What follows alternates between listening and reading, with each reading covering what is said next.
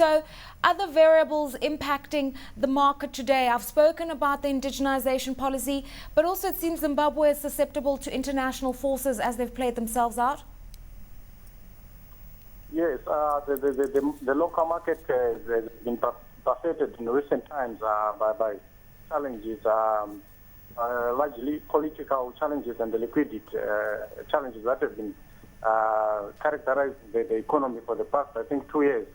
On the liquidity front, what has been happening is that money market rates have remained firm, averaging around 18%, and as a result, you find that most investors have resorted to putting their money into the money market as opposed to the equities, which have been making losses for quite some time now. And on the political front, the fact that elections are penned for next year has also brought some uncertainty in that front, in that investors are not sure whether what is going to happen next year, whether the environment is yet conducive for the presidential elections, taking a cue from what happened in 2008 when elections were marred with violence. So all those factors have come in quite on the negative side, and equities have been performing quite below par. All right, let's talk about things that are exciting the market. Significant deals, National Foods issues. Tiger Brands seems to have bought more shares from National Foods. Inscore seems to be selling its stake. Explain to us what that whole transaction was about. Definitely, in contrast to what has been happening in the mainstream indices, we have seen an increase in the number of special bargains, big ticket deals. One which involved National Foods quite recently. We saw Tiger Brands, which had some shareholding in the counter, increasing its stake to around 37.4%.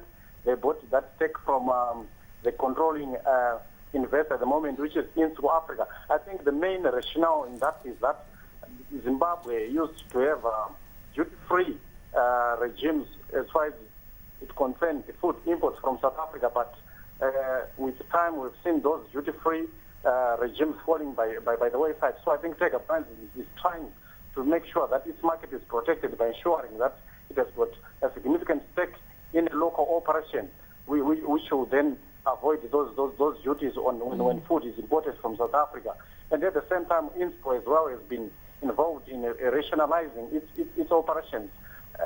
Borrowing at the moment from the financial sector is quite expensive. So one option would be to sell some of your stake and raise money internally, thereby cutting on the interest charges. Okay, we've also got some news coming out of Fidelity Life. They've launched a housing development valued at $5 million. What are they planning to do? How much land are they going to acquire? And how much uptake will there be for this sort of project?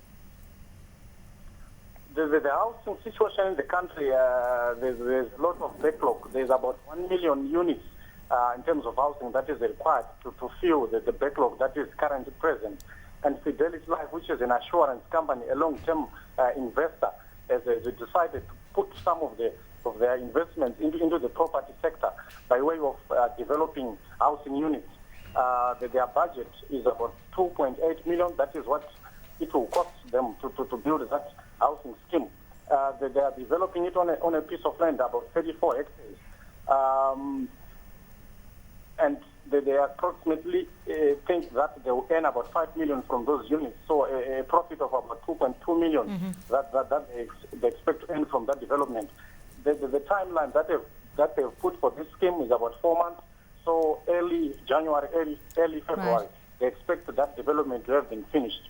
Major counter like Delta will be releasing its results ended 30th September. That's going to be in a week's time. What are the expectations? Delta has been consistently performing in terms of its financials. From their last update, they were talking about volume increase to the tune of about 15%. They expect an EBIT margin of around 21%. And for April alone, they netted revenues of around 50 million. So if we put that and multiply by 6, that will take their expected revenue to around 3 million. But we are forecasting a more modest figure of around 250 million in terms of revenue and earnings per share of around 2.76 cents. That will be based on a profit margin of around 17%.